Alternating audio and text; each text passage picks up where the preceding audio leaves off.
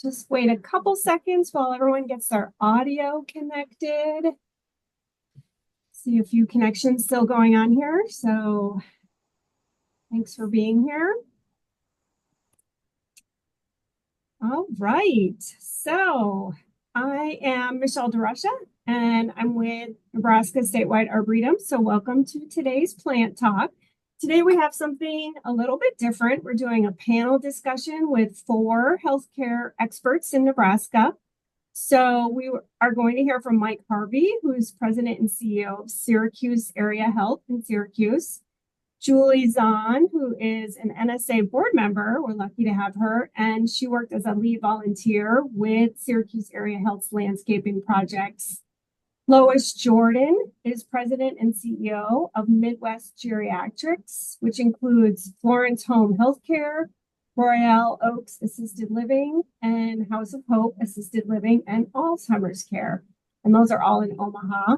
And then Jane English is a horticulturist with a specialization in gerontology. And she partnered with Florence Home and Royal Oaks and House of Hope to complete some landscaping and tree planting projects there.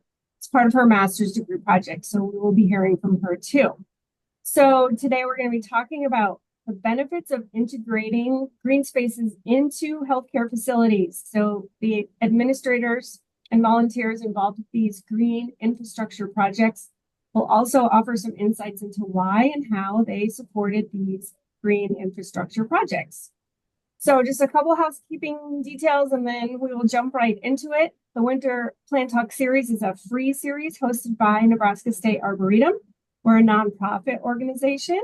Our work is funded in large part through membership and donations. So if you're not already a member of NSA, you can find out more about our membership levels and benefits at our website, which is plantnebraska.org.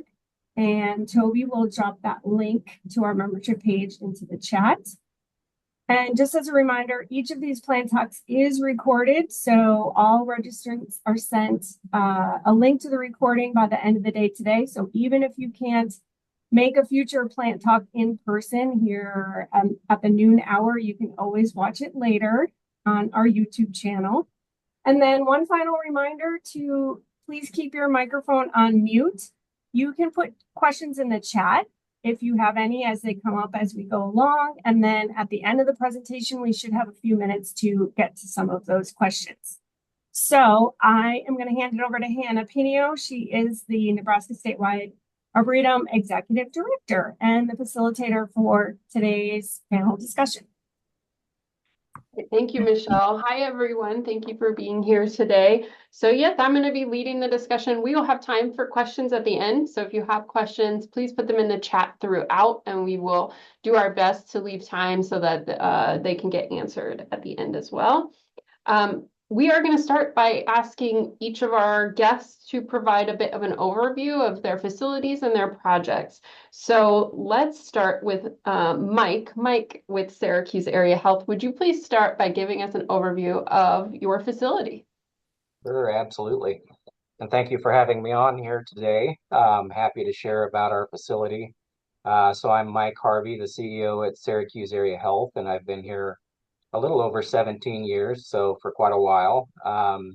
And Syracuse Area Health is a small rural hospital and clinic facility located in Syracuse, which is about half-hour east of Lincoln.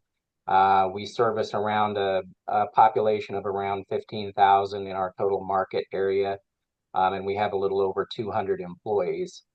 About 8 or 9 years ago, we made the decision to build a new facility in Syracuse. We had just outgrown our old facility. And so we purchased a 30-acre greenfield site that was previously just a cornfield with no trees, no landscaped areas, obviously. And we actually opened our new facility a little over 6 years ago. At the time, of course, we had a limited budget for trees and landscaping. We were able to successfully fundraise for a healing garden that is for use for our patients and families behind the facility. And that turned out beautiful. Another thing that happened during the construction process is we got a request from our employees for to build a walking trail around the facility. They wanted a walking trail that when the weather is nice, they would be able to go out and walk on their breaks. We did not have the funds in our budget for that walking trail either. So the employees actually started their own fundraising campaign and were able to raise the funds for a half-mile concrete walking path around our facility. So that turned out super nice. See a lot of our employees out there taking advantage of that. Obviously not today, but when the weather is nice, they're out there on their break time. I have always been a fan of having a beautiful yard, and I've planted a lot of trees in the past. So I guess you could say I have a little bit of a green thumb. And then from a healthcare perspective, I'm also a big believer in how the beauty of nature creates a healing environment that really does help our patients and families as they are going through oftentimes a very traumatic time in their lives. So always have been very supportive of those efforts and trying to create some nice green spaces as much as we've been able to. Since we opened the facility, that walking path has actually started attracting a lot of people from our community as well. I could look out my office window oftentimes when the weather is nice, and I'll see quite a few community members out there utilizing our walking trail as well, which is awesome to see. One of the funnier things that we had happen is we have a Love's truck stop right across the highway from the hospital, and one evening I was actually sitting at my son's baseball game, and I got a notification on our organization's Facebook page that we had been tagged by someone. So I pulled that up, and it was actually a trucker from the Love's truck stop that had found our walking path. And while he was walking around the walking path, he took a picture of himself and tagged us, and just thanked us for having a great walking path that he could get his steps in. So that was kind of fun when that happened. And so as I've said, I've always had somewhat of a green thumb, and I've always liked having a lot of trees. So when Julie Zahn approached me, she lives locally here in our community. When she approached me and asked if I had an interest in starting an arboretum project, I was all for it and very supportive of that. So with that, I will turn it over to you, Julie.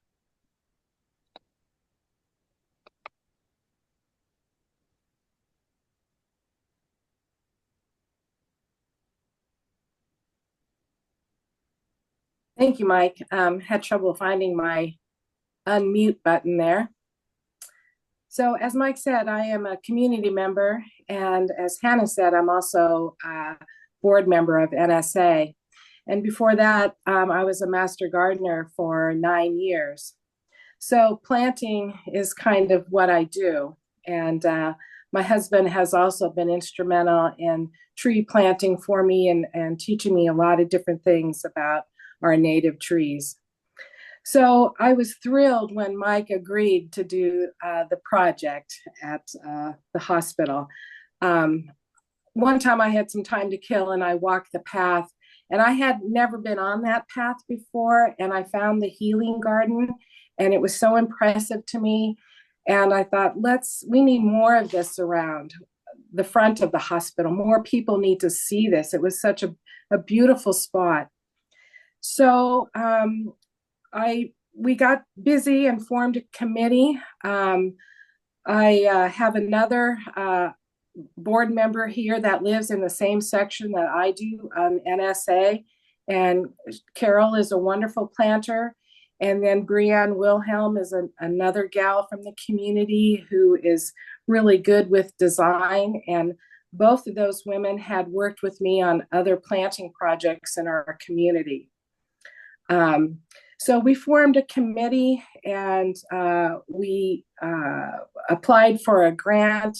And once we received notification that we were accepted, we had partnered with NSA design specialist Brad Kindler, and he came up with a wonderful design and plan and had it in phases. And so we just would bite off a little bit a couple of different times. And through that work, we were able to put in over 2,000 bulbs, 180 trees and shrubs, and over 680 grasses and perennials. So we did that in 3 different planting times. And it's really turned out great. And it's wonderful for those who are coming for an appointment or who are taking a break from work, or like Mike said, just someone from the community walking around and getting their steps in, their exercise. So that's kind of how it worked. Excellent. Thank you, Julie. Mm-hmm. Okay, I'm going to turn it over now to Lois, the president and CEO of Midwest Geriatrics, Inc., to talk a little bit about her facilities. And then Jane will follow up with the projects that were worked on. All right. Well, thank you. And thank you for having us today. My name's Lois Jordan. I am the CEO for Florence Home, which is our nursing home in Omaha, North Omaha. And then Royale Oaks Assisted Living and House of Hope Assisted Living and Memory Care, also in Omaha, in 2 separate locations.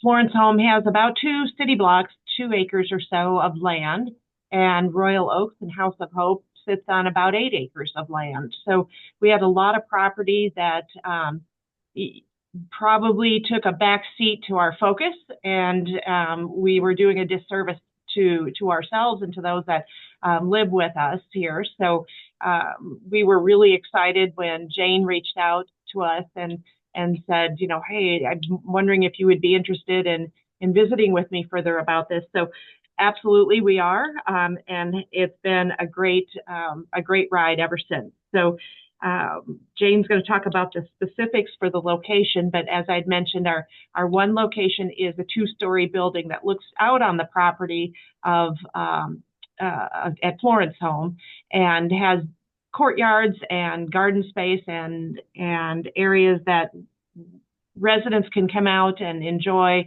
and their families, either in the courtyards or just throughout the property. And then our House of Hope and Memory Care have really distinct courtyards and garden areas for memory care designated, which have to be secure. And then our traditional assisted living is more open landscape with lots of bare land, but some challenges to work around in that. On that property, we have geothermal well fields, so we have some areas we have to avoid and not disrupt any of the piping there. We have residents of all skill sets and levels and involvement in the property. They love to come out and watch as we're working on things. They can see it from their apartments, but they've really come to enjoy having this to show off to their families and to be able to enjoy all year long, really. And so we've got groups of individuals that, and maybe Jane will touch on this in somewhat of a funny story afterwards.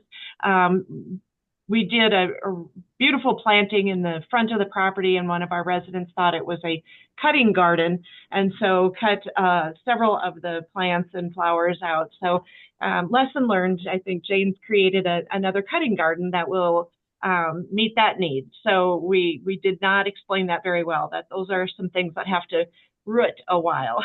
So, but that just goes to show they really enjoy the property.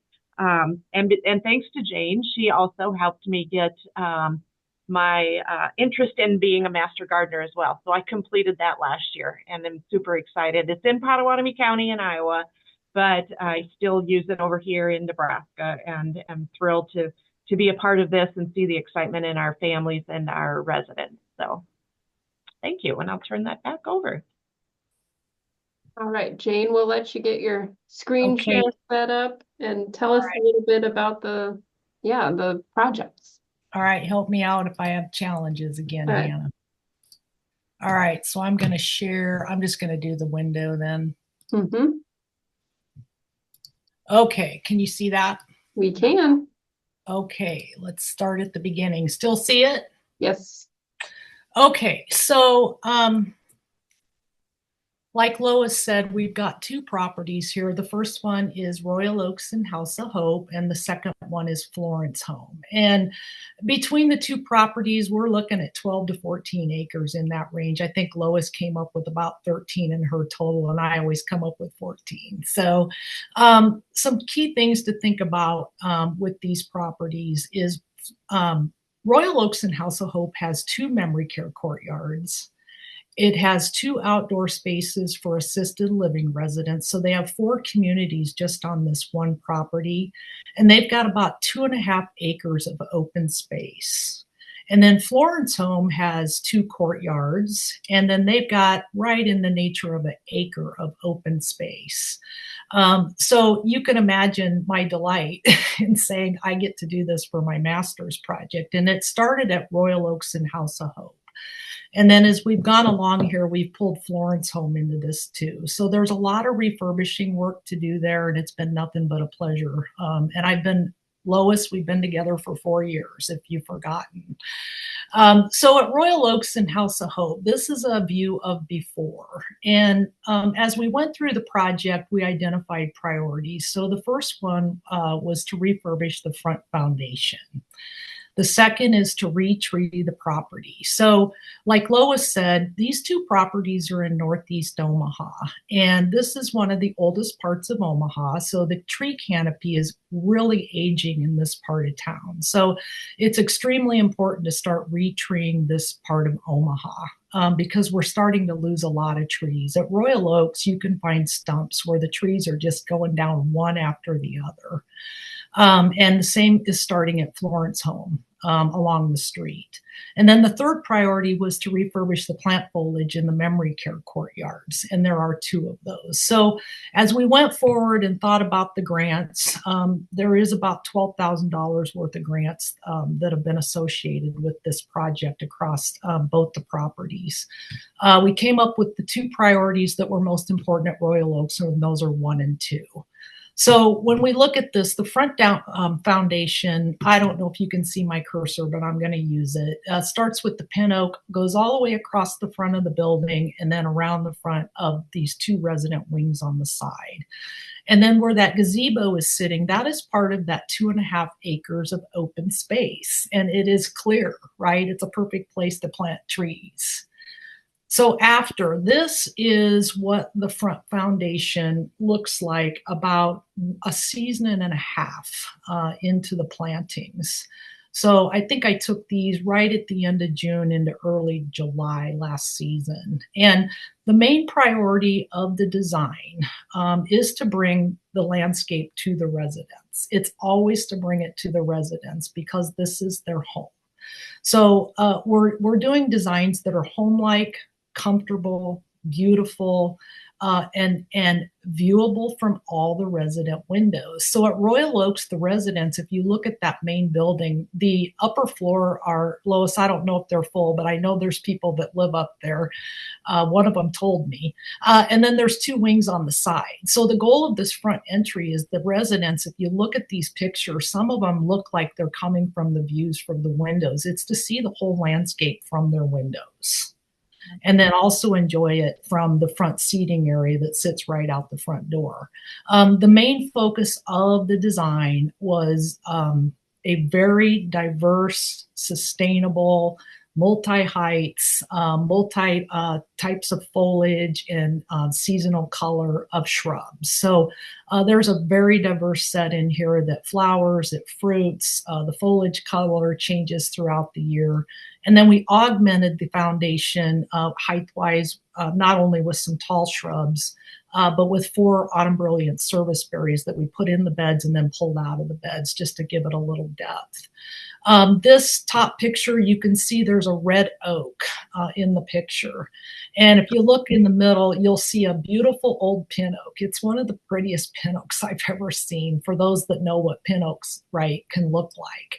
This guy is beautiful, but my best guess is it was planted in 1947 to 1948. So it's aging, right? We're getting into that state where it's probably on the last third of life, right? So the goal of this red oak is to replace that beautiful tree shade that pin oak is providing for the front entry.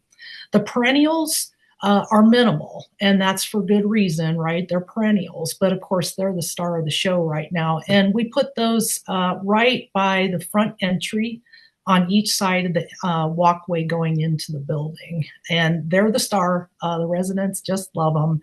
And then the shrubs are coming along. So they've gotten through 2 seasons. This space is, if you recall the before with the gazebo, this was the empty space where the gazebo sat. And this is part of the 2.5 acres of wide open space. So there's 12 trees in here. The goal of this space in the design, its name is the park-like setting in the design. And the gazebo is surrounded by autumn brilliant serviceberries.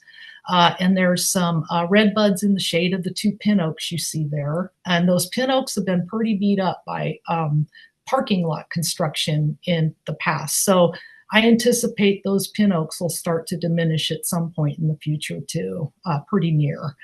And then we've got 5 overstory trees in here, a very diverse set of overstory trees to continue to, get the tree shade canopy going in this area, with the goal for the residents to come out to the gazebo, which they use all the time, and just be covered in this beautiful shaded park-like setting.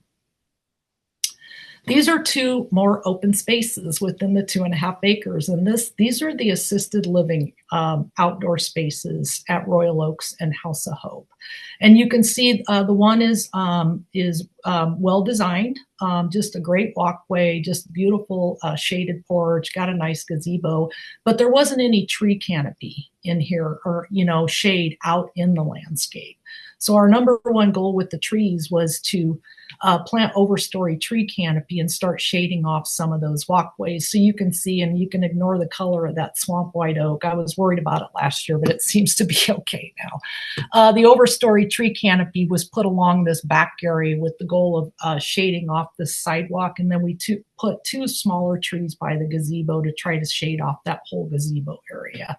And this middle area is going to be reserved. It's got autumn brilliant serviceberries in it, and it's reserved for hopefully in the future putting some more color in here for the residents. This space always makes me happy when I see it. This is just a wide open space to plant trees. And this is on the east side of Royale Oaks and House of Hope. And down at the bottom, you can see a patio.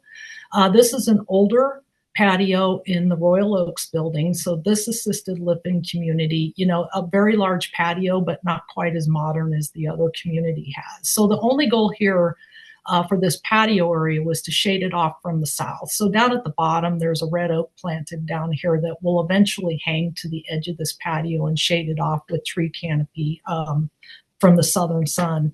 And then we just cascaded trees up the hill, crab apples, black cherries, you name it, bur oaks, it's all in there. And there is so much room for more trees. So keep that in mind. Okay, Florence home. So this is a before, let me back up here. Florence home, the 2 priorities, one, just like Royale Oaks, was to retree the property. Again, they're starting to lose trees at Royale Oaks. Lois, I think you lost a couple last year for sure. And then the second priority was to get into the big courtyard and start to refurbish that. It already had a plantscape. It just needed some management and care and health management of the plants inside the courtyard, and then a reshaping of some of the beds and shade. So that became priority number 2. So these are before pictures, and you can see there's been some work done in here. There used to be a tree where these hostas were sitting. So, they're just burning up now. So we started shaping the beds and then doing some design work on where that tree shade would come in. And the keynote here, if we're drawing the landscape to the residents, one item to note here is this view. These 2 pictures on the one side. This is the view the residents have from their windows. And that, like Lois said, that's from the 2nd floor. So our goal is to create a space where they're down at the ground floor in the space, but also can use the same space from viewing from their windows. So this is 1 year into planting. This was taken sometime last year towards the end of the season. It's a full year in almost. So you can see the tree canopy that's gone inside this courtyard. There's 3 overstory trees right down the middle, and then a couple small crabs on this side. And then on the far side, which is the southern side, to shade off 2 seating areas was really tough because you don't want overstory trees dumping leaves all over in the gutters in these spaces. The maintenance guys don't like that. So there's smaller trees over there to shade off the seating areas from the south. And then on the other side, you can see the big drifts of colors. And that's just the start of taking that whole fence line. It's about 150 feet long, and it's on the opposite side of those second-story windows. And the goal is to take that all the way across that backside with big, big drifts of color.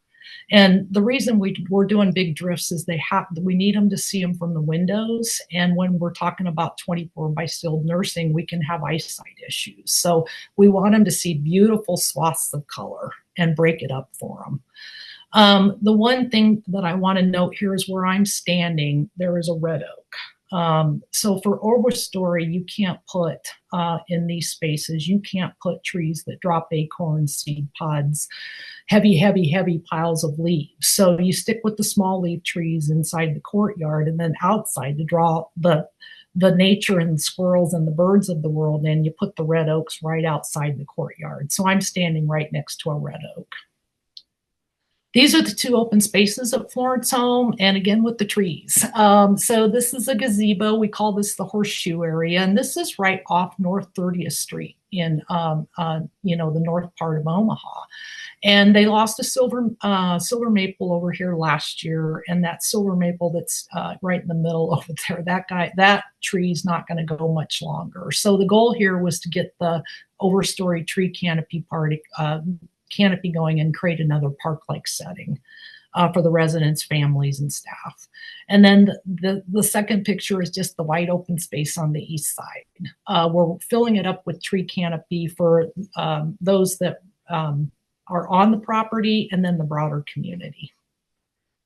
So that's all the slides I have, Hannah, and that's a little view of Florence Home and Royal Oaks and House of Hope. Yes. All right, thank you. So I want to go back to Mike and Julie and ask you, what did you learn along the way as you were implementing these landscape projects?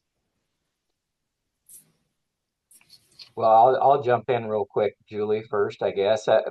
From Sure. my perspective, I learned the importance of having some experts involved in the project. And Julie mentioned some of those experts when she was talking, but just having Julie Zahn's expertise and Carol Thomas's expertise really around plant selection.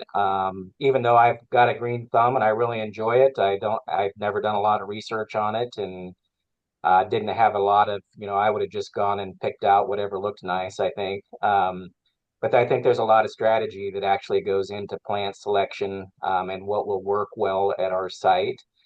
So for me, just having their expertise in helping to guide our project, as well as using resources from the State Arboretum, I think was extremely helpful for our project. I agree with that, Mike. Also, the expertise of NSA and Brad, for someone to have such an artistic eye and to be able to help us lay out those plants. I knew for a fact that we would need to use native or adapted plants just because this area was a grassland area and we're trying to grow these majestic trees in it now. And that's not always easy in clay soil. And so we knew we needed to work and amend and get stuff ready to go. So the day we did plant, we would have success. I also learned that we needed a buy-in. And by that, I mean the maintenance and the staff at the hospital, they totally bought in to the concept of what we were going to do here. They were all gung-ho and hands-on, couldn't wait to help. And so that to me was instrumental. I think this project would have been entirely different without that. Brent is the lead guy in the maintenance department at the hospital. And I had his personal cell phone number. I can call him or text him whenever I needed to. And it just really worked out well. And we had to be organized, and I think we were, and everything went so smooth. The day we planted, we had so many folks helping that it wasn't that hard because there were so many people helping. One of the things I forgot to mention in our planting that I wanted to touch on was the hospital had 2 comfort stations already put in along the path, and we really enhanced those. And in one of them in particular, we put in a sundial, and the stand of the sundial is bricks from the original hospital. And so we can tie into the past and move into the future for many more generations that come to our healthcare facility in the future. And that to me was one of the neatest things. And then Mike personally bought this awesome sundial that it looks like art to me. It doesn't really even look like a sundial. It's gorgeous. And so anyway, that's one of the things I wanted to mention that I had forgot. So thank you. And so Lois and Jane, kind of the same question. What did you learn along the way as you were implementing these projects? Lois, you want to go? You'll need to unmute, Lois. Sorry. How many years have we been doing this and I still forget? You know, I think that there were so many lessons along the way. And if it weren't for Jane and her passion for doing this, I think we would have been lost. So having her expertise and her, attention to detail, and then training us. So on the days that we were doing planting, we literally had a class in tree planting 101. And I don't think any one of us now will drive by a tree in anywhere in Omaha and not figure out if they planted it right, if it's leaning, I've even almost sent her pictures of they didn't do this tree right, So we learned so much, and everybody was so happy to be able to get out there. It was a day of play, it was a day of fun, and a day of work all in one. And so we really are excited. And the residents, all the armchair quarterbacks, every single one of them were watching and so having so much fun and asking these questions. And I think too, when Jane comes out and she's in the courtyards or in the garden area, in our memory care, I know she's developed friendships that of folks that are just curious now. And so I think that's really, that to me, I've been doing this. I've been with my organization for 28 years, and to see this take shape and to see it have the life that it has now, the gardens and the landscape is just so heartwarming for me. The other piece that I think we really had to be careful about was the maintenance going forward. As with every other long-term care or hospital, our focus is on serving the patient or the resident. And so what ends up getting overlooked too frequently is that landscaping. And so we needed to really make sure that we had, we could sustain what's out there. And it took some educating and a little bit of scolding once in a while about how much we were or were not watering. And so we needed that reminder of, gosh, these are young trees. We've got to make sure we're babying them for a good 2 years so we get them a solid base. So lots of things we've learned and we'll take with us. So Jane, I'll let you fill in all the gaps. And I'll admit I was the one doing the scolding, just so everybody knows. They'd anyway, see her come and they would wonder, oh my gosh, did I water today? Well, I better get out there. I appreciate Lois, because when we started 4 years ago, and I'm just going to follow on in case we don't touch on this topic again. I think I had a couple discussions with Lois that, we really shouldn't put a plant in the ground unless you've thought thoroughly about how you're going to allocate budget for management and get your staff. This staff that Lois has, they had to plant in 3 cycles. So, they were pretty weary of it by the 3rd planting. So that's when the scolding started. It's like, you can't stop. So anyway, You saying that, Lois. I'll tell you what I've learned. The design, install, and management of these spaces aside, because I'm digging deeper into this space all the time and working with Lois and her facilities and others. But I'm going to tell you the most that I've learned over 4 years has come from the seniors. Um, you know, they have taught me so much about the senior personality, their characteristics, their lifestyles, their demographics. It's a large demographic of very different communities of people. And to design and install in these spaces, you really need to understand those demographics. So the most appreciation I have is, like Lois said, is going in and talking to the seniors in the areas that I'm in and really understanding how they feel about the landscapes and just understanding their mobility and all those things associated with being seniors on these properties. So shout out to the seniors because they taught me probably the most in the last 4 years. Wonderful. Okay, so you all have talked about this a little bit, but I would like to have Lois and Mike talk a little bit more about what the impact of these spaces has been on your staff, residents, or patients, and visitors that have been coming to see all of these things. Sure. I can easily attest to the fact that this is the first impression that folks have when they walk up to our property or walk up to our front door. This is what greets them.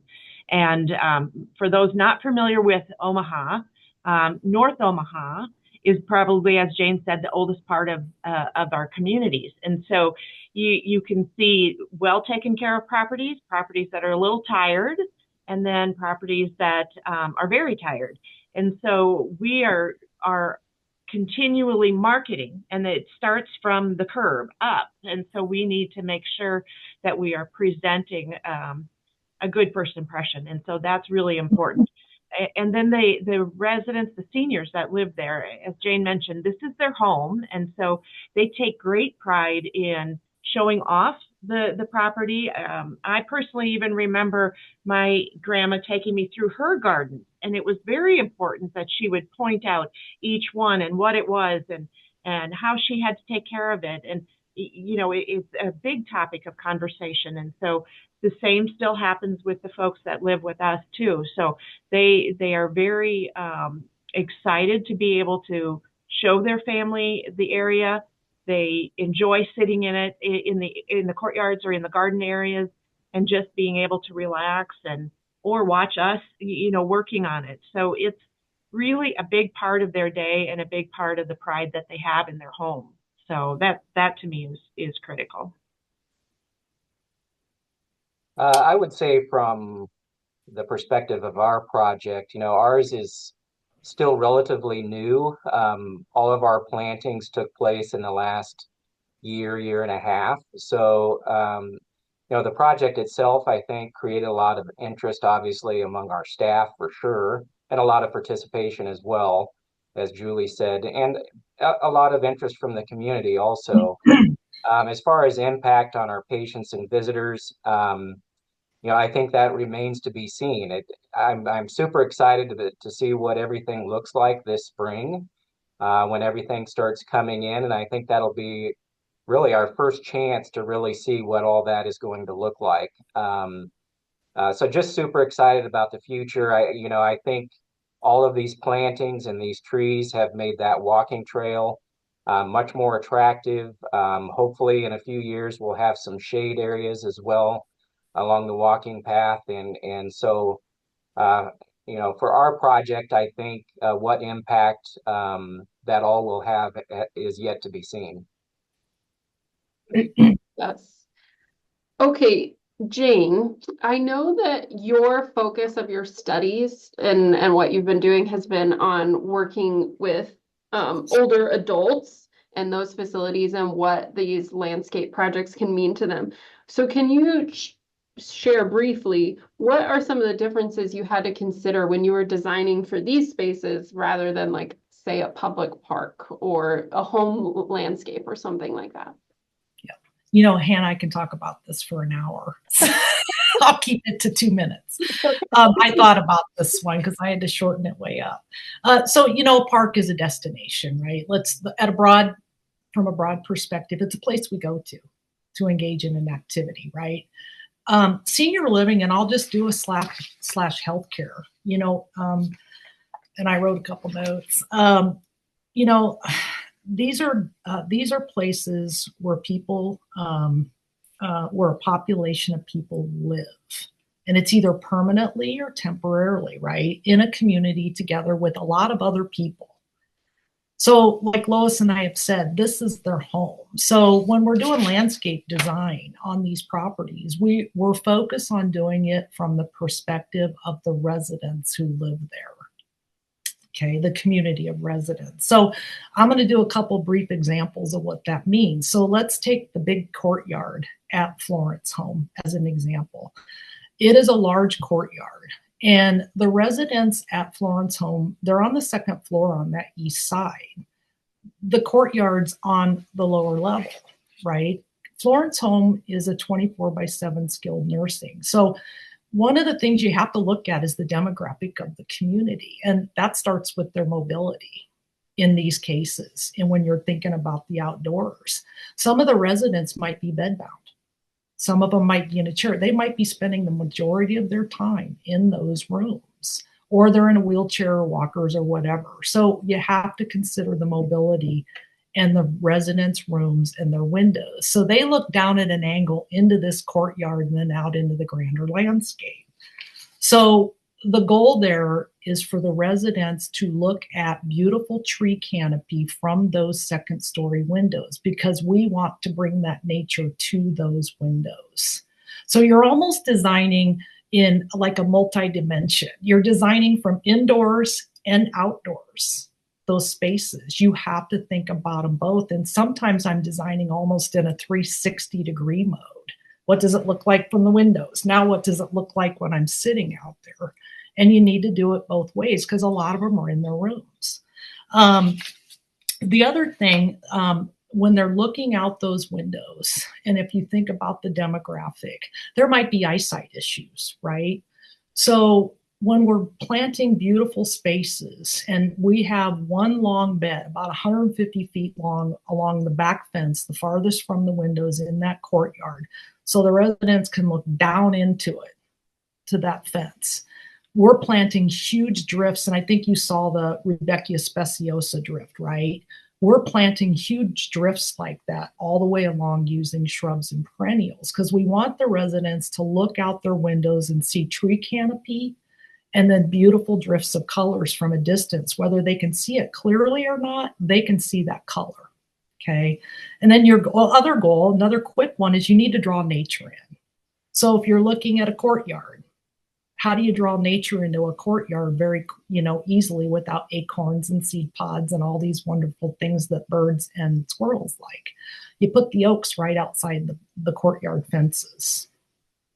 So from a design perspective, the goal is the windows, the courtyard, indoors, outdoors, and then bring nature in starting outside the fence. So hopefully the squirrels will come in and scurry around and play in the tree canopy someday right in front of the residents' windows. So that's kind of a perspective from that one courtyard. Yes, yeah, great, thank you. So Julie, I'm gonna throw it over to you here. You did a lot of fundraising along with the staff, but what advice would you offer about the fundraising and the volunteer aspects of a project like this? Okay, for fundraising, we had, like I said, we had a very strong committee, and all of us on the committee were committed to the project. And so we all put in some of our own funds. And then some hospital vendors actually donated to the project as well when Mike shared with them what we were doing. And then there's also the the foundation board that donated to our project as well. And then we reached out to the community through the newsletter that Syracuse Area Health publishes. And then what everybody loves is those phone calls.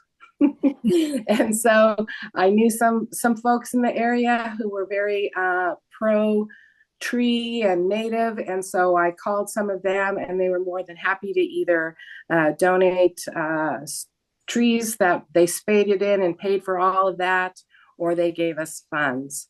But we knew how much money we needed to raise, and we got it. And so you just got to keep after it. And so, and then as far as volunteers,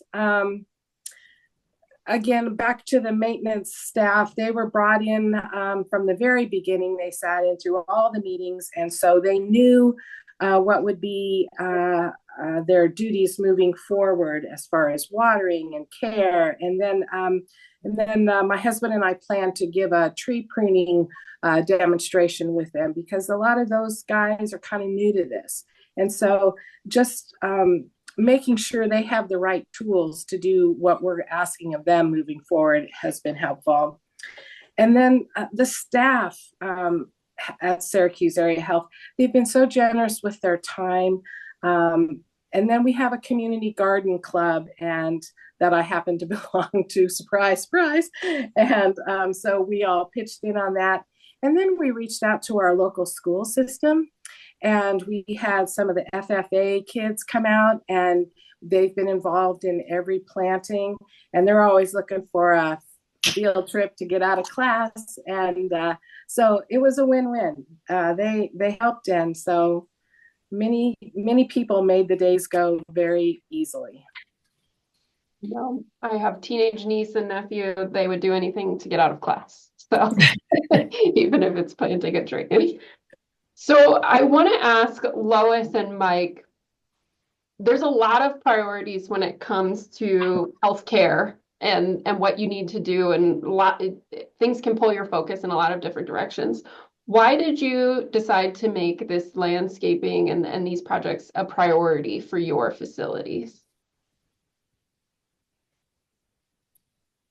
I can start. I think for me, having a new facility and just working with the architect when we built the facility and trying to plan the landscapes and the trees that we could within our budget at the time. I've always, as I said, I've always had an interest in it and love beautiful spaces, and so that's really why it was a priority for me. And I think from a business development perspective, it's obviously very important as well, not just the healthcare piece for the healing environment, but also from a business development perspective. Everybody loves going to a beautiful place to get their services. So for me, I guess those were the reasons that we made it a priority. I'd love to turn the whole campus into a beautiful arboretum if I could. So that's going to take quite a few years, though, isn't it, Julie? Oh, and I would say first and foremost, Jane's just a great salesperson. So she really had a great plan. But it really, over the years that I've been here, I think seeing the changes in the landscape in general and the impact it has or has not had. When Jane came in and said, listen, I want to look at this from the perspective of the residents. We're very mission-driven, nonprofit organization that has been in business since 1906, 119 years. We've been doing this, and we've been right here in North Omaha since that whole time. And so it's really important for us to make sure we're good neighbors, but we're a good home and a good employer. And when Jane came in and said, this is what I want to research and really delve into the impact that this has on the senior population, that was more to me than a sales pitch. It was really taking a look at the why behind what we're doing.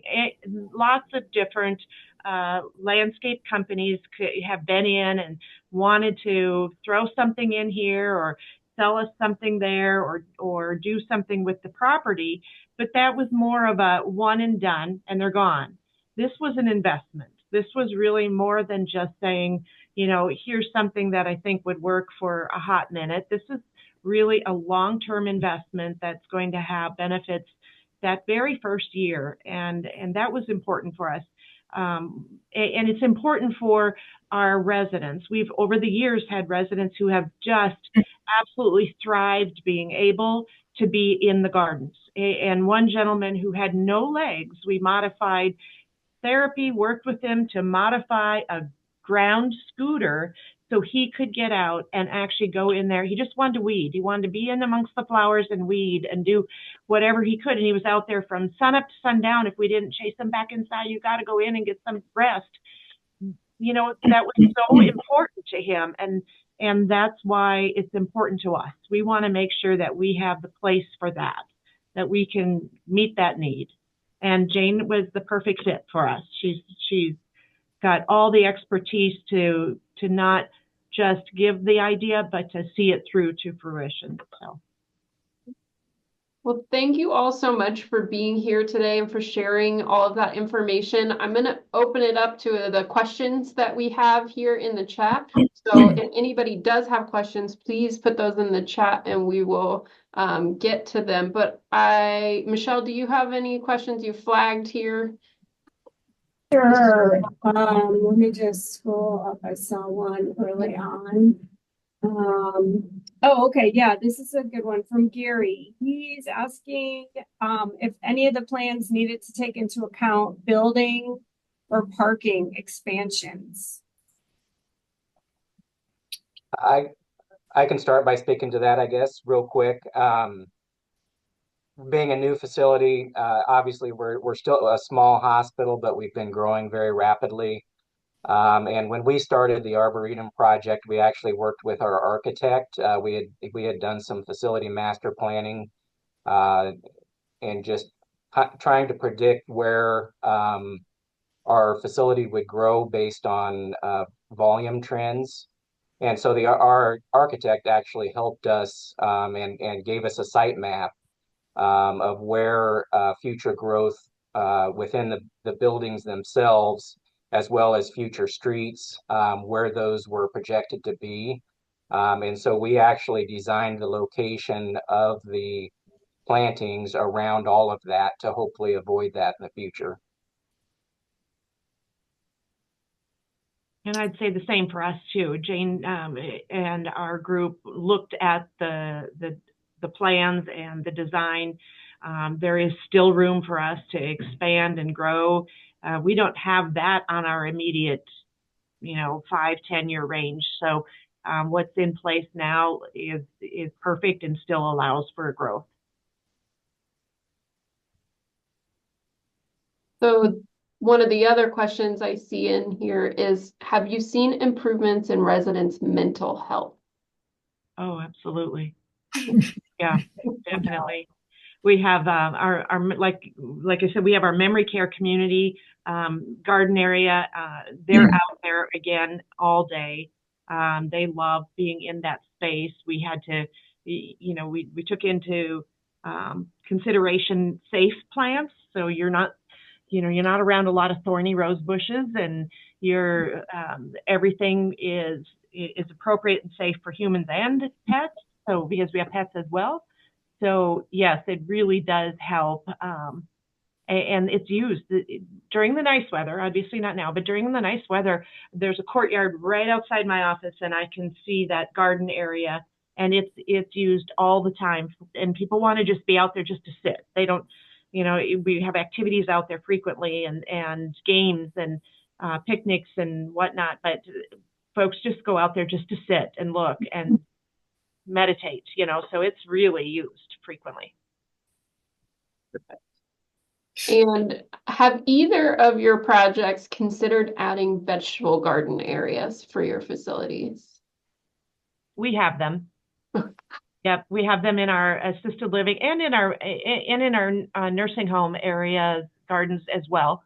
Some are more planter gardens, raised planters. A couple of our raised planters are looking a little tired, so we need to get them remade. But no, there's always, and that's a competition to make sure that someone's tomatoes are still growing well and no one's picked them before their time. And so, nope, we use vegetables throughout too.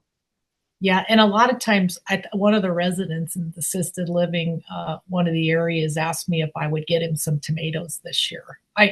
Last year, and I looked at him, Lois, and I said, "Well, I think you're pretty capable of buying your tomatoes," and he did.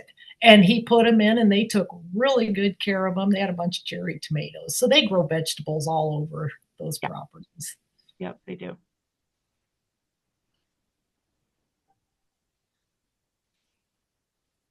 Any plans at Syracuse Area Health for vegetables, or is that too much? I think we've had some discussions in the past around whether or not that's something we should take on, and just producing those vegetables that could be used in the hospital or sold, for example, or provided to other folks. But Julie, I don't know. We haven't done it up to this point. Julie, I don't know if you have any thoughts on that. We haven't, but I would, if you wanted to, I would definitely be there. My mom was in a assisted living in Syracuse, and I actually, for the last several years, have planted their vegetables with the residents every year. And I know it's something that is so important to them, just like you guys were saying in your facility. They're out there taking care of them and watering them and watching them just like they were little children, so it's very important. I see the need.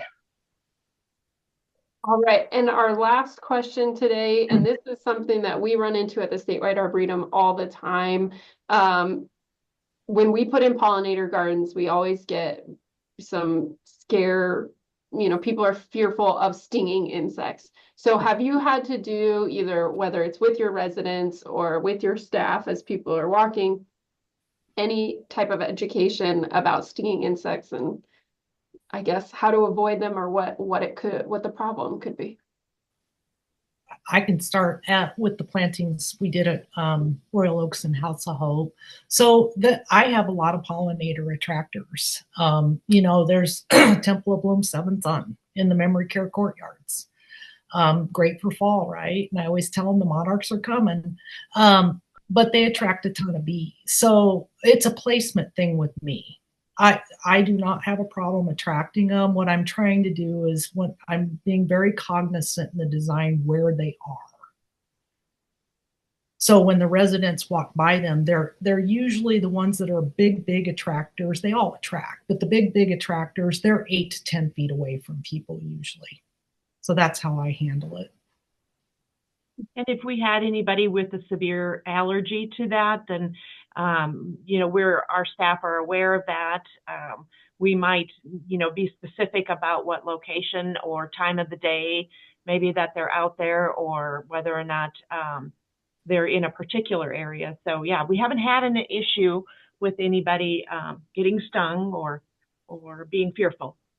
Yeah, I worry more about them maybe sitting on a bee than I do anything else. Right? Yes. Well, thank you so much, everyone, for being here. Thank you to Mike, Julie, Jane, and Lois. We appreciate it. I know we didn't get to all the questions, so folks, if you have more questions, please send them to us an email, and we'll do our best to get answers. And don't forget, this recording will be sent to you within the next 24 hours, so you should get it soon. So thank you, everyone, and have a great rest of your day. Thanks, Hannah. Thank you. Thank you. Thank you, everyone. Nice to meet you, Julie and Mike. You as well.